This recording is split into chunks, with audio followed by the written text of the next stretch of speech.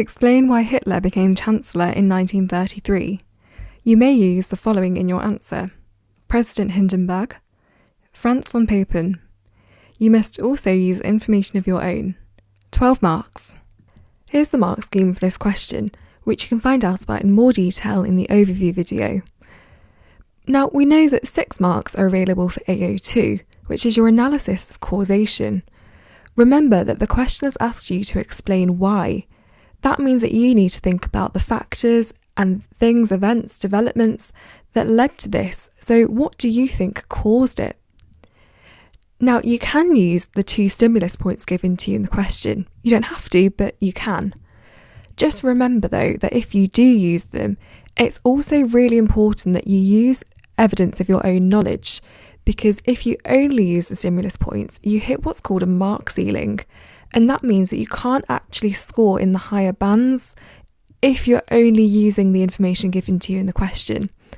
That brings us on to AO1, which is also worth 6 marks, and that is for you bringing in your knowledge and understanding of the period. When you're bringing in these factors, you need to show the examiner that you know the topic really well to explain this causation. Here are the bottom 2 bands for this question. Now, you might notice that we're seeing words like straightforward, not developed, general, lack of organisation. That means that maybe you've listed some factors that contributed to this event, but you haven't really explained them. So to show the examiner that you know the topic really well, you need to explain that factor in enough detail. That might mean bringing in evidence from your own knowledge to just expand on it a little bit, maybe making comments that take that factor and link it back to the question.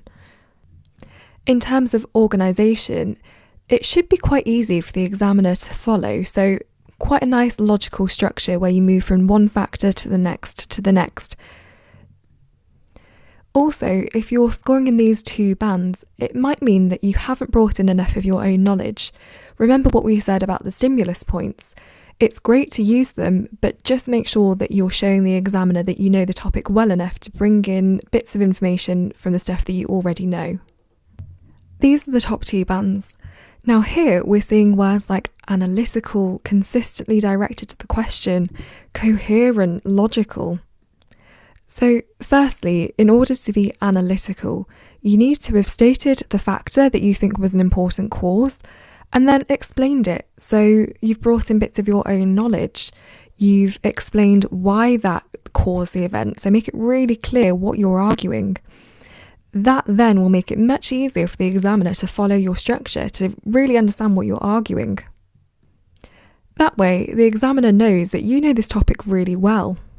You're confident enough with the material to make a really well justified argument, and one that analyses exactly what the question has asked you to do. There are many points you could make here to support your argument, so as long as what you say is relevant to the question and factually correct, the examiner will accept it. But let's take a look at one example of a point that you could have made.